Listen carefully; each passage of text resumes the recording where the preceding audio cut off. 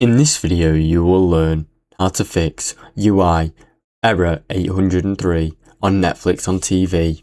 The Netflix error UI-800-3 can be fixed easily following these steps. Restart your TV and streaming device, turning off your device or unplugging it for 30 seconds, then turning it back on.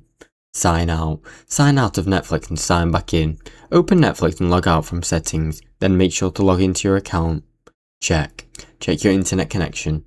Make sure your Wi-Fi or Ethernet connection is stable and working.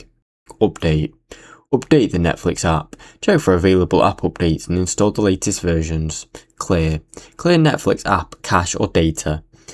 Go to your device settings and clear the Netflix app or cache if available.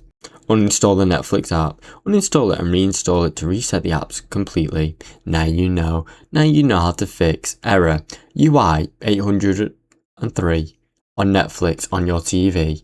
Thanks for watching. Don't forget to like and subscribe.